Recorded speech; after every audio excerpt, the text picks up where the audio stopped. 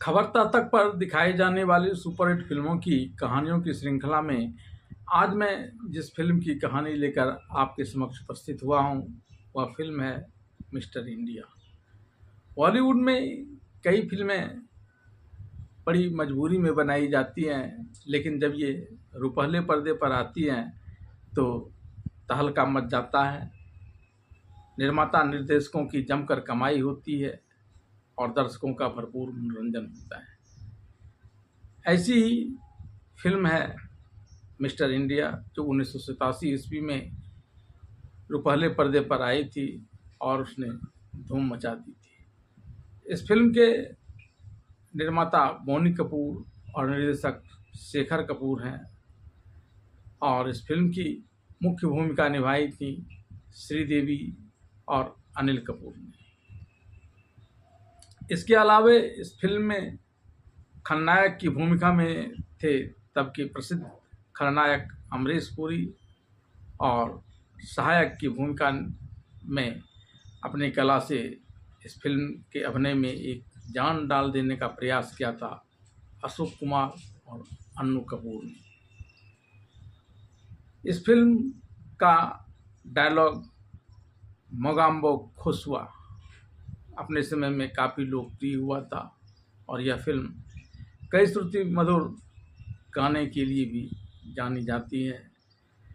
इस फिल्म के music director थे कल्याण जी आनंद जी और इस फिल्म में स्वर दिया था किशोर कुमार, अनुराधा पौडवाल, कविता कृष्णमूर्ति और अलीशा चेनाई ने। आइए इस फिल्म की कुछ गानों को मैं आपके लिए गुनगुनाता हूँ। जिंदगी की यही रीत है, हार के बाद ही जीत है, हार के बाद ही जीत है। ना मांगू सोना चांदी, मैं मांगू माफी दीदी, ये फुटबॉल हमारी जान से प्यारी, दे दे वापस इसे। करती हूँ मैं प्यार मिस्टर इंडिया से, मिलना है 100 बार मिस्टर इंडिया से। रूप ही मैंने ऐसी पाई, कहते हैं मुझको हवा हवाई, हवा हवाई, हवा हवाई, हवा हवाई। बिजली गिराने मैं हूँ आई, कहते हैं मुझको हवा हवाई, हवा हवाई, हवा हवाई। तो आइए जानते हैं क्या है इस फिल्म की पूरी कहानी। फिल्म मिस्टर इंडिया की शुरुआत भारतीय सेना और पुलिस के वरीय अधिकारियों की एक उच्च स्तरीय बैठक से शुरू होती है। इस दौरान सीबीआई की एक गोपनीय जानकारी का खुलासा किया जाता है कि कुछ विदेशी शक्तियां इस समय देश को जाति पाति, ऊंच नीच, दंगा फसाद, मिलावट, मुनाफाखोरी और काला बाजारी जैसे धंधे की मदद से तबाही मचाने में जुटी हुई है। इस मीटिंग में ऐसी शक्तियों को पहचान कर उसे नेस्त नाबूद करने की योजना भी बनाई जाती है। दूसरी तरफ विदेशी धरती से भारत को तबाह करने की इच्छा रखने वाला आतंकी सरगना मोगैम्बो, जिसकी भूमिका अमरीश पुरी ने निभाई है, गिरोह में शामिल होने वाले लोग अक्सर अपनी पहचान छुपाए रहते हैं। अपने गिरोह के लोगों को हेल मोगैम्बो और मोगैम्बो खुश हुआ कहकर परिचय देते हैं और तब उनकी मोगैम्बो के साथ होने वाली मीटिंग में एंट्री सुनिश्चित होती है। यहाँ मोगैम्बो अपनी इस योजना के बारे में कि किस प्रकार से भारत को तबाह कर उसे अपने कब्जे में करने है, इसकी रणनीति का खुलासा करता है। वह अपनी ताकत, सामर्थ्य और अपने लोगों की स्वामी भक्ति को प्रदर्शित करने के लिए एक टैंक में 3 लोगों को कूदने के लिए कहता है। इस टैंक में तेजाब होने के बावजूद जिन लोगों को इसमें कूदने के लिए कहा गया, ये सभी बिना किसी हिचकिचाहट के उसमें कूदकर मौत के मुंह में समा गए। इस प्रकार से मोगैम्बो अपने अनुचरों में भी अपनी बादशाहत कायम करने का प्रयास करता है। सभी को आगे की रणनीति के अनुसार काम करने का आदेश देकर मोगैम्बो मीटिंग को समाप्त कर देता है। प्रोफेसर सिन्हा अपने छात्रों को पढ़ा रहे हैं। पढ़ाई के क्रम में एक छात्र उससे यह सवाल कर देता है कि क्या विज्ञान में ऐसी भी कोई तकनीक है जिससे आदमी अदृश्य हो जाए। तब प्रोफेसर सिन्हा उस छात्र को मजाक नहीं करने की बात कहकर क्लास से निकल जाते हैं और प्रयोगशाला में जा रहे होते हैं। वहाँ प्रोफेसर जगदीश, जो अरुण जिसकी भूमिका अनिल कपूर ने निभाई है, के पिताजी हैं, वो अपना वैज्ञानिक प्रयोग कर रहे होते हैं। तभी मोगेम्बो के कुछ आदमी वहाँ आ जाते हैं और उसे वह राज बताने के लिए कहते हैं जिससे आदमी अदृश्य हो जाता है।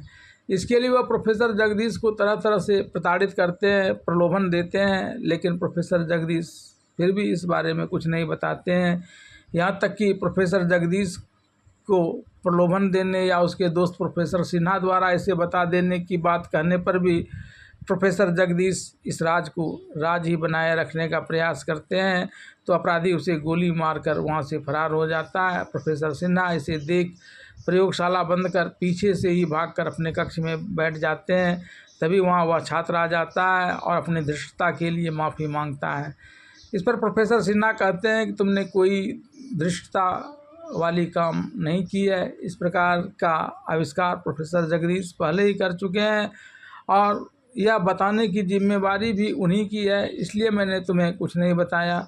लेकिन कुछ अपराधियों ने उसकी हत्या कर दी और वे उसका बेटा अरुण, जिसकी भूमिका अनिल कपूर ने निभाई है और जिसका बचपन बड़ी कठिनाई में गुजरा है, आज भी वह बांसुरी बजाता है और कुछ बच्चों को जो अनाथ हैं उसे पालता है। उसका घर एक प्रकार से बच्चों का हॉस्टल होकर रह गया है। उसे भी नहीं मालूम है कि उसके पिता ने इसके फार्मूले को कहाँ छुपा कर रखा है। अपने हॉस्टल में रहने वाले अनाथ बच्चों का अरुण वर्मा भली भांति लालन पालन करता है। यहाँ तक कि उसने इन बच्चों की देखभाल के लिए एक वार्डन कैलेंडर, जिसकी भूमिका सतीश कौशिक ने निभाई है, को रखा है। इसके बावजूद उसके द्वारा कार्य में ढिलाई देने पर खुद अरुण वर्मा बच्चों के लिए नाश्ता बनाने में जुट जाता है। सुबह जब वह उन बच्चों को जगाने जाता है और बच्चे जागना नहीं चाहते हैं, तब वह उन बच्चों को पानी से भिगोने लगता है, जिससे सभी बच्चे जल्दी जल्दी जग जाते हैं और तैयार होकर अरुण के साथ नाचते गाते हैं, खूब मस्ती करते हैं।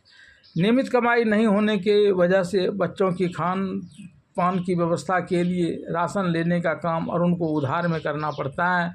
वह एक व्यापारी रूपचंद के यहाँ से उधार लेता है और उधार सामान खरीदने की वजह से रूपचंद उसके राशन में कंकड़ पत्थर की खूब मिलावट करता है।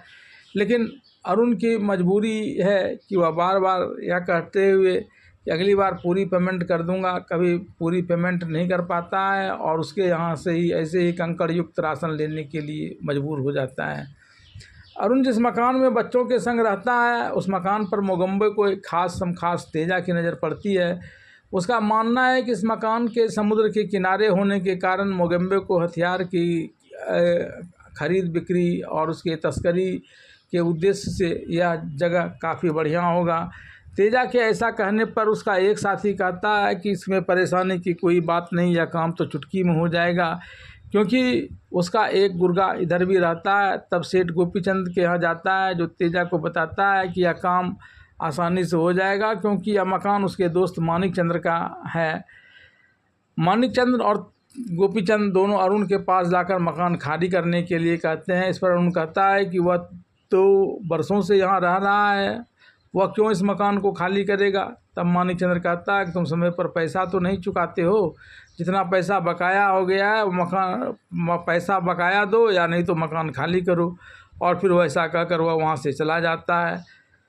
इससे अरुण परेशानी में पड़ जाता है कि किराए के पैसे तो वह चुका नहीं सकता है और फिर इसी का बहाना बनाकर मानिक चंद्र आकर उससे इस मकान को खाली करने के लिए कहेगा।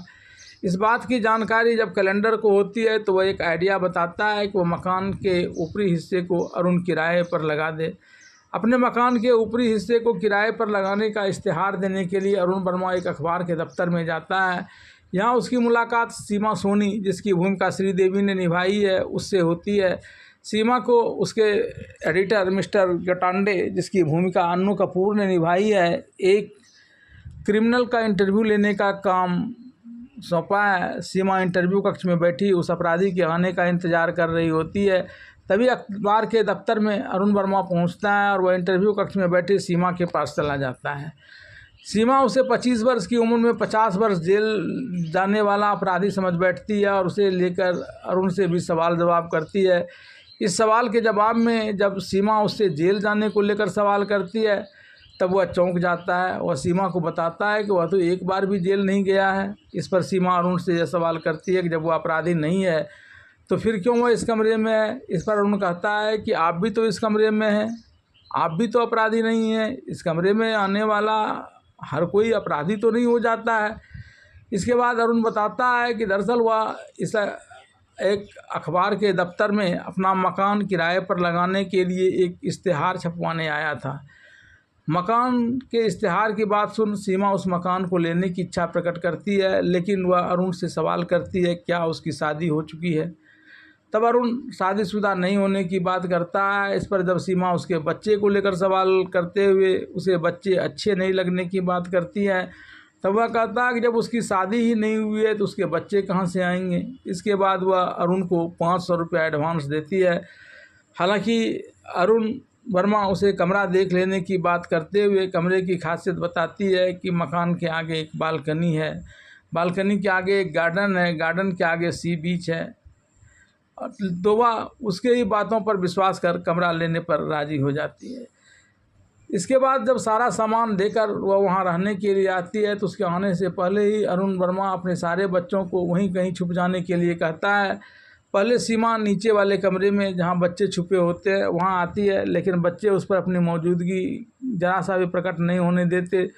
तब कैलेंडर अरुण वर्मा के कहने पर उसे लेकर ऊपर वाले कमरे में जाता है और उसके सामान को व्यवस्थित ढंग से रखता है। तभी अरुण वहाँ पहुँच जाता है और पहुँचकर सीमा से इस मकान के बारे में उसके ख्यालात को पूछता है। तब वह इस मकान को अपने लिए बहुत अच्छा मकान बताती है।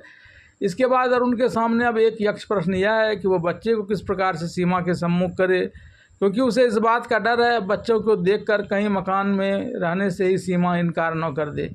फिर एक योजना के तहत वह अचानक डरने लगता है और सीमा के पूछने पर सामने कॉकरोच होने की बात करता है। पहले तो सीमा कॉकरोच से खुद के बिल्कुल नहीं डरने की बात करती है, लेकिन 2-4 बार हट कर उसे हटाने का प्रयास करने के बावजूद जब वह कॉकरोच वहाँ से नहीं हिलता है तब वह भी डर जाती है। सीमा को डरा देकर अरुण बच्चों को बुलाकर उन्हें कॉकरोच को पकड़कर बाहर फेंकने या पकड़ में नहीं आने पर यहीं मार देने की बात करता है। तब बच्चे कॉकरोच को पकड़ने के क्रम में काफ़ी धीमा मस्ती वहाँ पर करते हैं और उसे पहले तो यही कहा था कि उसकी शादी नहीं हुई है और अब ये बच्चे इसे देखकर सीमा भड़क जाती है और अरुण वर्मा से इसे लेकर सवाल पूछती है कि आपने झूठ क्यों बोला। तब अरुण वर्मा ने कहा उसने झूठ नहीं बोला। फिर सीमा कहती है कि फिर ये बच्चे कहाँ से आए, तो वह कहते हैं कि ये बच्चे सारे अनाथ हैं जिसे वह अपने पास रखता है, ये बच्चे उसके अपने नहीं हैं। लेकिन सीमा फिर भी नाराज़ होकर अरुण से अपना एडवांस पैसे मांगने लगती है। तब अरुण वर्मा कहता है कि पैसे तो मैंने उसी दिन खाने में खर्च कर दिए, अब जितने पैसे शेष बचे हैं वह उसे यहाँ रहकर वसूल ले। इस बीच प्रोफेसर सिन्हा अरुण से मिलने आते हैं। यहाँ अरुण उनसे यह पूछता है कि अक्सर अपने पिता द्वारा कुछ आविष्कार करने की बात कहते थे, आखिर वह कौन सा आविष्कार था। इस पर प्रोफेसर सिन्हा ने अरुण को बताया कि उसके पिता ने एक ऐसा गैजेट तैयार किया था जिसे कलाई में बांधकर उसमें लगे एक बटन को दबाने के बाद आदमी दिखाई नहीं पड़ता है, फिर वापस बटन को दबाकर व्यक्ति दिखाई देने लगता है। प्रोफेसर सिन्हा के अनुसार अरुण के पिता ने उसे इस फार्मूले का दुरुपयोग कोई न कर पाए इस उद्देश्य से जला दिया था। इस पर अरुण प्रोफेसर सिन्हा से उस गैजेट के कहाँ रखे होने को लेकर सवाल करता है। तब प्रोफेसर सिन्हा इसका जवाब देने की जगह उससे पूछता है कि तुम्हारा कमरा भाड़े पर लगा कि नहीं। इस पर वह इस कमरा को एक लड़की द्वारा भाड़े पर देने की बात करता है। जब वह प्रोफेसर सिन्हा से बात कर बच्चों के कमरे की तरफ आ रहा होता है तो वहाँ वह सीमा को बच्चों पर गुस्सा करते हुए देखता है। सीमा उसे कहती है कि देखो तुम्हारे बच्चे ने शोर मचाकर मेरा जीना मुहाल कर दिया है। इस पर अरुण अपने बच्चों को फटकार लगाते हुए समुद्र के किनारे जाकर खेलने की बात करता है। वह खुद भी बच्चों के साथ खेलने समुद्र के तट पर चला जाता है, लेकिन उसके द्वारा गेंद कसकर मारने से वह गेंद सीधे सीमा से जाकर टकराती है जो उस समय अपना काम कर रही होती है। इस पर वह गेंद को अपने पास रखते हुए बच्चों पर काफ़ी जल्लाती है। हालांकि अरुण उसे खुद की गलती बताकर उससे माफ़ी मांगता है, लेकिन उसके बावजूद उसका गुस्सा कम नहीं होता। तब अरुण वर्मा और बच्चे तरह तरह के गाना गाकर नृत्य कर सीमा से उस गेंद को वापस कर देने की मनुहार करते हैं, लेकिन सीमा का दिल नहीं पसीजता, उल्टे वह उन लोगों को जेल में डलवा देने की बात करती है। हालांकि इसी गाने के क्रम में एक बच्चा गेंद को उठा लेता है और सीटी मारकर सबको इस बात की जानकारी देता है कि उसने गेंद उठा लिए। फिर सारे बच्चे उस गेंद के साथ खेलने चले जाते हैं। यहाँ से अरुण जैसे ही अपने कमरे की तरफ जाना चाहता है कि तभी सेठ गोपीचंद और मानिकचंद उसे एक नोटिस थमाते हुए कहता है, आज नोटिस के दिन पूरे हो गए, या तो पैसे दे दो या मकान खाली कर दो। जब अरुण लोगों को मकान का पूरा भाड़ा चुका देता है तो वे दोनों हतप्रभ हो जाते हैं, लेकिन कुछ कर नहीं पाते। इस बीच मोगेम्बो का आदमी तेजा वहां आता है और सेठ गोपीचंद था मानिकचंद पर यह कहकर झल्लाता है कभी तक वह इस मकान को खाली नहीं करवा पाया।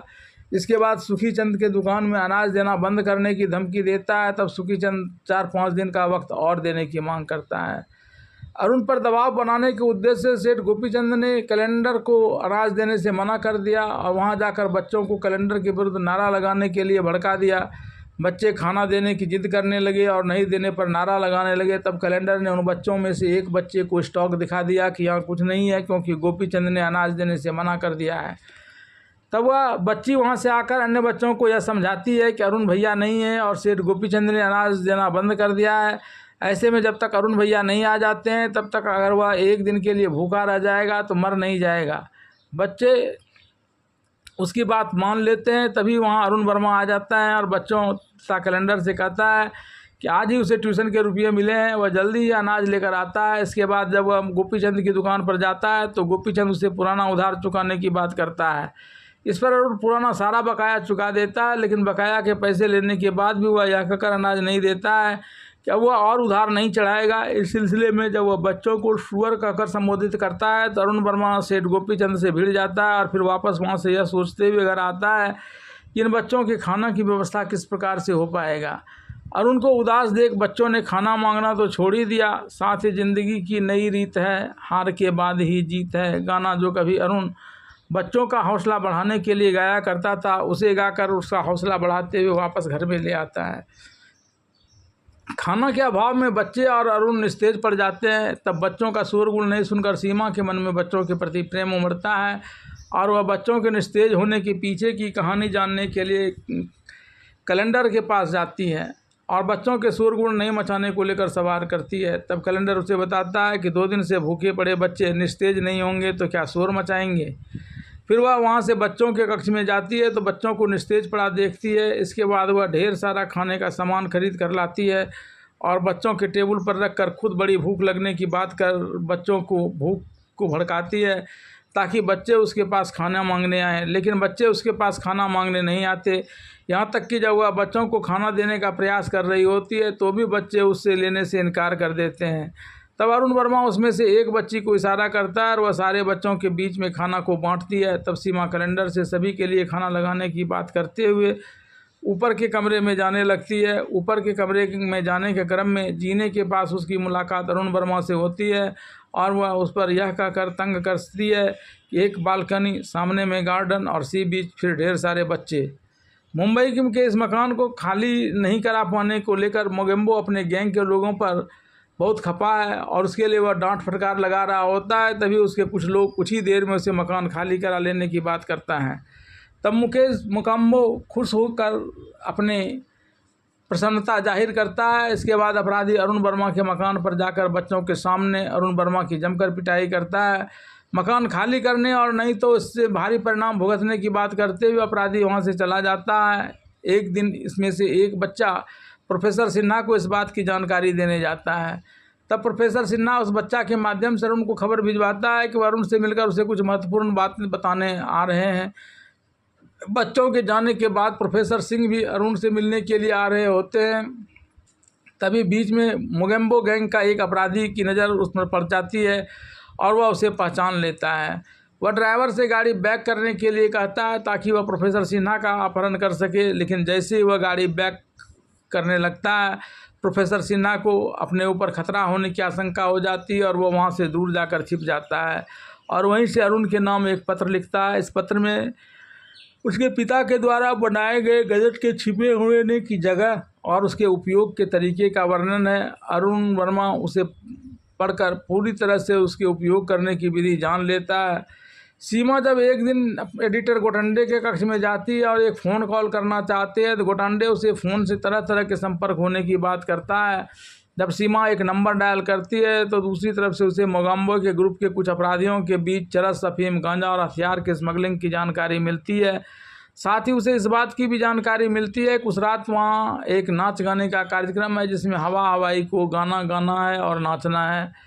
सीमा खुद ही हवा हवाई बनकर वहाँ गाना गाने और नाचने पहुँच जाती है ताकि उस अपराधी समूह की गतिविधि की जानकारी ले सके। सीमा हवाई के रूप में नाच गाना करती है और सभी अपराधियों के बीच जाकर नाचते गाते उसके क्रियाकलापों को जानने का प्रयास करती है। इसी बीच उसके नाचने गाने के क्रम में बार बार लोगों की गतिविधियां जानने के प्रयास को देखते हुए अपराधियों का समूह उसे नर्तकी ना होने और नर्तकी होने की जगह पर किसी जासूस के होने का शक हो जाता है। तब नाच गाने के दौरान ही उसे उठाकर उसके दोनों हाथों में बेड़ियां लगाकर उसे टिकटी से बांध दिया जाता है। अपराधियों द्वारा उसे बार बार यह सवाल किया जाता है कि वह कौन है और उसके नहीं बताने पर पहले उसे 2-4 झापड़ रसीद किया जाता है। फिर अंत में एक अपराधी कूड़ा लेकर उसकी खाल खींचने लेने की बात कहकर उसे सच उगलवाने का प्रयास करता है। फिर वह गुस्से में आकर जैसे उस पर कूड़ा फटकारता है वैसे ही कोई उस कूड़े की बेल्ट को पकड़ लेता है। फिर कूड़ा उसके हाथ से छिटक कर वहीं पर गिर जाता है और जब वह उस कूड़े को फिर से उठाना चाहता है तो कभी कूड़ा उस थोड़ा दूर चला जाता है तो कभी बिन की धुन पर सांप की तरह नाचने लगता है। इसके बाद उसके गाल पर भी 2-4 थप्पड़ लग जाता है। इसके बाद उस विदेशी अपराधी जिसे लेकर इस नृत्य और संगीत का कार्यक्रम का आयोजन किया गया था उसके हाथों से शराब की बोतल छीनकर उस बोतल से उसके शरीर पर प्रहार कर उसे फोड़ दिया जाता है। इस बीच तेजा पिस्तौल निकालकर फायर करने लगता है। तभी पिस्तौल उसके हाथों से छिटक कर हवा में तैरने लगता है और उसे फायर होकर हवा हवाई की हथकड़ी तोड़ देता है। अंत में एक आवाज़ अपराधियों को इस तरह से डरा देता है कि कोई बच्चों के हॉस्टल की तरफ जाने की बात सोच भी नहीं सकता। वह अपना परिचय मिस्टर इंडिया के रूप में देता है और वहाँ मौजूद देशद्रोहियों को सबक सिखाने की बात करता है। फिर वह सीमा को अपने साथ ही सुरक्षित ठिकाने पर लाकर पहुँचा देता है। अपने आदमी को इस प्रकार मिस्टर इंडिया से भयभीत जानकर मोगेम्बो ने सबका कार्यालय में बुलाया और यहाँ सबको समझाते हुए कहा कि मिस्टर इंडिया से डरने की कोई बात नहीं, उल्टे वह इस बात को लेकर खुशी प्रकट करता है कि मिस्टर इंडिया नाम का अगर कोई व्यक्ति इस प्रकार से अदृश्य होता है तो ज़रूर उसके पास अदृश्य होने वाला वह फार्मूला है जिसकी बरसों से उसे तलाश है।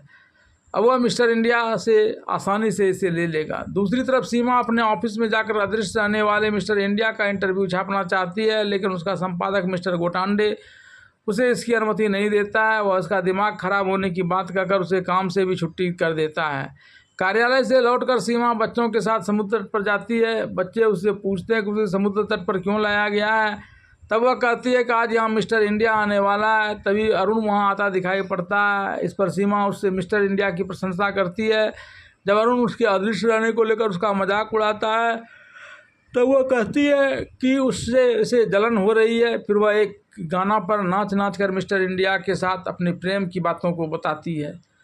जब यह लोग समुद्र के किनारे से अपने घर लौटते हैं तो वहाँ बाबूराम नामक एक व्यक्तियों को अपराधियों के द्वारा पिटा हुआ पाते हैं। बाबूराम बताता है कि वह जोड़कर अपनी बेटी की शादी के लिए पैसा की उसने व्यवस्था की थी। आज उसकी शादी होने वाली है लेकिन इससे पहले ही उसके सारे पैसे गुंडों ने छीन लिए हैं।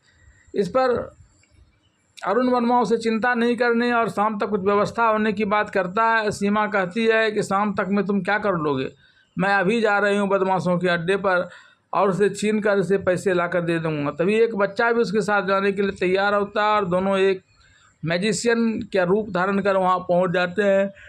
उसके साथ ही अरुण भी अदृश्य रूप से मिस्टर इंडिया के तौर पर वहाँ पहुँच जाता है। वह उसके यहाँ चल रहे जुए के अड्डे पर मैजिशियन बनी हुई सीमा जो भी दांव लगाती है उसे मिस्टर इंडिया बिल्कुल ठीक कर देता है। अदृश्य होने के कारण उसे कोई देख नहीं पाता, इसलिए सारे दांव सीमा ही जीतती चली जाती है। अंत में बदमाश जब इसके पैसे छीन लेने और इसके साथ मारपीट कर वहाँ से भागने की बात सोचकर इस पर आक्रमण करता है तो सीमा अपराधियों से भिड़ जाती है। उसके इस काम में अप्रत्यक्ष रूप से मिस्टर इंडिया जो वह भी अपराधियों को मार पीट कर ठिकाने लगा देता है। तब सीमा वहाँ से पैसे लेकर बाबूराम को देती है कि सारे पैसे अपनी बेटी की शादी में वह खर्च कर सकता है। सीमा जब अपने डेरे पर आती है तब वहाँ अरुण उसके एडिटर के द्वारा बर्खास्त कर दिए जाने के बारे में पूछता है। फिर वो अदृश्य होकर मिस्टर इंडिया के रूप में 6 बजे के आसपास एडिटर के कक्ष में प्रवेश करने की बात करता है। सीमा जब एडिटर के कक्ष में जाकर मिस्टर इंडिया से जुड़ी बातें बताती हैं और मिस्टर इंडिया के होने को लेकर वह गोटांडे मजाक उड़ाता है, तब सीमा उसके 6 बजे दरवाज़ा खोलकर उसके कक्ष में प्रवेश करने की बात और दिखाई न देने की बात करती है। इस पर एडिटर तंज कसते हुए कहता है, तब तो वह मेरा सिगार भी पिएगा। इस बीच बातचीत के दौरान जैसे ही 6 बजता है वैसे ही मिस्टर इंडिया दरवाज़ा खोलकर एडिटर के कक्ष में प्रवेश करता है और अपनी उपस्थिति को लेकर सीमा को बताता है। तब सीमा सारी बात एडिटर को बताता है। एडिटर वहाँ उसे सॉफ्ट ड्रिंक पीने के लिए कहता है। इस पर वह सॉफ्ट ड्रिंक खुद ही वहाँ से उठकर उसके पास चला जाता है और वह देखते देखते सारा सॉफ्ट ड्रिंक चट कर जाता है। फिर सीमा सिगार जार से निकाल कर उसके समक्ष रखती है। मिस्टर इंडिया उसमें से एक सिगार निकालकर एडिटर से लाइटर से उसमें आग लगाने के लिए कहता है। ऑडिटर को सिर्फ उसका सिगार दिखता है, सिगार पीने वाला नहीं, लेकिन सिगार जलकर पूरा ख़त्म हो जाता है। इसके बाद एडिटर घबरा जाता है और वह सीमा को नौकरी से नहीं निकालने की बात करता है। सीमा और एडिटर से विदा लेकर जब मिस्टर इंडिया अरुण के रूप में प्रकट होकर अपने घर लौट रहा होता है तब रास्ते में कुछ लोग एक लाश को लेकर चले जा रहे होते हैं। तब वह इसके बारे में जानकारी प्राप्त करता है। वहाँ के लोग उसे बताते हैं कि खजानों में कंकड़ पत्थर और मिलावट की अन्य घातक सामग्रियाँ की वजह से ऐसी घटनाएं यहाँ आए दिन घट रही है। इस दौरान यहाँ मिलावटी माल के सिंडिकेट का सरगना तेजा अपने गर्लफ्रेंड के साथ एक होटल में रंगरेलियाँ मना रहा होता है। उसके सामने तरह तरह के स्वादिष्ट व्यंजन रखे होते हैं, लेकिन जैसे उसकी गर्लफ्रेंड उसे खिलाना चाहती है तो मिस्टर इंडिया पहले ही उसके हाथ को मरोड़कर स्वादिष्ट व्यंजन को गिरा देता है उसके कपड़े पर। इससे उसके कपड़े ख़राब हो जाते हैं और फिर मिस्टर इंडिया के कहने पर वह दाल और चावल में मिलावट के लिए लाए जाने वाले कंकड़ों को जबरन तेजा को खिलाती है। मिस्टर इंडिया तेजा के सारे मिलावट वाले ठिकाने के बारे में जानकारी प्राप्त होने की बात बताते हुए उसे पूरी तरह से बर्बाद हो जाने की बात कहता है, क्योंकि उसके सारे गोदाम पर इस समय छापे पड़ रहे हैं और वहाँ से मिलावटी सामान पकड़े भी जा रहे हैं। इसके बाद वह उसके द्वारा मंगाए गए महंगे खाने को वहाँ से उठाकर गरीबों के बीच लाकर बांट देता है। मोगेम्बो अपने गैंग के तेजा और अन्य प्रमुख अपराधियों के मिस्टर इंडिया के हाथों इस प्रकार से पिट जाने से काफ़ी क्रोधित है। इन लोगों की हौसला अफजाई करते हुए वो यह कहता है कि अब भारत को उससे कोई नहीं बचा पाएगा। भारत में तबाही मचाने के उद्देश्य से वो अपने वैज्ञानिक को मिसाइल ऑन कर देने के लिए कहता है। तभी उसका एक आदमी उसे सलाह देता है, इस तरह मिसाइल हमले से तो मिस्टर इंडिया भी मारा जाएगा। ऐसे में मोगेम्बो जिस अदृश्य होने वाले फार्मूले को पाना चाहता है वह उसके साथ ही समाप्त हो जाएगा। तब मोगेम्बो भारत के हर शहर और कस्बा में विभिन्न रूप में जगह जगह बम रखकर उसको विस्फोट कराने की बात करता है, ताकि भारतीय अपने घर से निकलने में ही काफ़ी डर महसूस करने लगें। इसी सिलसिले में अरुण वर्मा के साथ रह रहे बच्चे और सीमा, जो उस वक्त एक मेले में जाकर उड़न खटोले का आनंद ले रहे होते हैं, उसमें से एक बच्ची टीना एक खिलौने को इन लोगों से हटकर जाकर उठा लेती है और जैसे ही वह उसे उठाती है उसमें लगा बम विस्फोट कर जाता है, जिससे वह बुरी तरह से जख्मी हो जाती है। अस्पताल में इलाज के दौरान उसकी मृत्यु हो जाती है। अभी ये लोग टीना की मौत से उबरे भी नहीं थे कि मोगेम्बो का बदमाश इन लोगों को पकड़कर मोगेम्बो को ठिकाने पर ले जाता है। यहाँ पर सबसे मिस्टर इंडिया का पता बताने के लिए कहा जाता है, लेकिन जब कोई कुछ नहीं बोलता है तब वह तेजाब के कुंड को दिखाकर कहता है कि मिस्टर इंडिया का पता नहीं बताने पर यहाँ इस कुंड में एक एक कर सारे बच्चों को डालकर वह मार डालेगा। इस पर अरुण वर्मा खुद को मिस्टर इंडिया होने की बात करता है, लेकिन उसकी बात पर किसी को भरोसा नहीं होता है। हालांकि मोगेम्बो बहुत कुछ उसकी बातों पर भरोसा करता है, लेकिन जब उसके अदृश्य होने की बात करता है तो वह अपनी कलाई में उस गैजेट को नहीं पाता है और इससे वो मोगेम्बो यह जान जाता है कि यह मिस्टर इंडिया नहीं है। फिर वह सभी को एक कारागार में बंद करवा देता है और कारागार में डलवाकर मोगेम्बो काफ़ी खुश होता है और अपनी ताजपोशी करवाने का आदेश देता है। उधर कारागार में सीमा मिस्टर इंडिया के आकर सबको बचाने की बात करती है। तब अरुण कहता है कि मेरे अलावा कोई दूसरा मिस्टर इंडिया नहीं है, ऐसे में कोई नहीं आएगा। पहले तो सब इसकी बातों पर विश्वास नहीं करते हैं, लेकिन जब बच्चे और कैलेंडर उसकी बातों पर विश्वास करते हैं तब सीमा भी आखिर में उसकी बात मानने लगती है। तब अरुण ने एक रस्सी के सहारे एक खूंटी पर टंगी हुई कारागार की चाबी को धीरे धीरे अपने पास लाया और उसे कारागार का दरवाज़ा खोलकर सभी को एक साथ लेकर बाहर आ गया। उसने सीमा समेत कैलेंडर को वहां से सुरक्षित बाहर निकल जाने के लिए कहा। बच्चे तो कैलेंडर के साथ चले गए, लेकिन सीमा यह कहकर उसके साथ रह गई। उसने बहुत बार इसकी मदद की है, ऐसे में वह अब इसकी मदद के लिए यहीं रहेगी और कहीं नहीं जाएगी। तभी सीमा और अरुण की नज़र मोगेम्बो की ताजपोशी के लिए ताज लेकर जा रही ट्रॉली पर पड़ी, जिस पर अदृश्य कर देने वाला गजट गिरा हुआ था। यह दोनों अभी इस बात पर विचार ही कर रहे थे किस प्रकार से उस गजट को उस ताजपोशी वाले ट्रॉली से अपने कब्जे में लिया जाए। तभी मोगेम्बो ग्रुप का एक महिला अपराधी आकर इन दोनों को पहचान लेता है, लेकिन इससे पहले कि वह किसी को कुछ बता पाए, सीमा उसके सिर पर प्रहार कर उसे मार देती है और उसका कपड़ा बदलकर उस महिला अपराधी की वेश में अरुण की मदद करने लगती है। अरुण को वहाँ देख मोगेम्बो ने उसके मरने से पहले उसकी अंतिम इच्छा को लेकर सवाल किया। तब अरुण ने कहा कि वह चाहता है कि मोगेम्बो को चरणों में गिरकर अपना प्रणाम दे।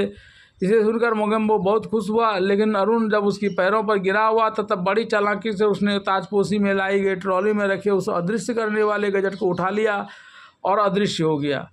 इसके बाद मिस्टर इंडिया के रूप में वह वहाँ भयंकर मार काट मचाने लगा। उसने इस काम में सीमा भी उसकी मदद कर रही थी। तभी इन दोनों की मुलाकात उन बच्चों और कैलेंडर से होती है, जो निकलने का रास्ता नहीं समझ पाने के कारण वहीं इधर से उधर मंडरा रहे होते हैं। तब उसे एक प्रयोगशाला में जाकर रखा गया और ये दोनों आगे की अपराधियों की पिटाई करने में जुट गए। मारते मारते जब अपराधियों के साथ मोगेम्बो को भी इन लोगों ने खस्ता हाल कर दिया, तब अरुण उसके समक्ष प्रकट हुआ और कहा कि वह मिस्टर इंडिया के रूप में नहीं बल्कि एक आम भारतीय अरुण वर्मा के रूप में उसे मारना चाहता है। इसके बाद अरुण वर्मा और मोगेम्बो के बीच द्वंद्व युद्ध प्रारंभ हो गया। अरुण ने मार कर उसे अधमरा कर दिया, लेकिन इसी हालत में मोगेम्बो ने मिसाइल की बटन को ऑन कर दिया, जिसका रुख भारत की तरफ था और जो भारत में भयंकर तबाही मचा सकता था। इस पर जब अरुण उस मिसाइल के दूसरे बटन को दबाकर उसे रोकने का प्रयास करता है, तब मोगेम्बो कहता है कि अब नहीं रुकेगा और अगर रुकेगा तो यहीं पर भयंकर तबाही मच जाएगी जिसमें तुम भी मारे जाओगे। लेकिन अरुण ने अपने प्राणों की चिंता नहीं की और वह उस बटन को दबा दिया। इसके बाद से सभी मिसाइल एक एक कर यहीं फटने लगे, जिससे वहाँ भयंकर तबाही मच गई। लेकिन किसी प्रकार से अरुण, सीमा, बच्चे और कैलेंडर उसके महल से बाहर आ गए और उस महल में मिसाइल के विस्फोट से मोगेम्बो समेत तमाम अपराधी मारे गए। इसके बाद अरुण वर्मा, सीमा और बच्चे वापस अपने मकान में आ गए और यहाँ मोगेम्बो से जैसे अपराधियों से भारत को बचाने की खुशी में नाचने गाने लगे।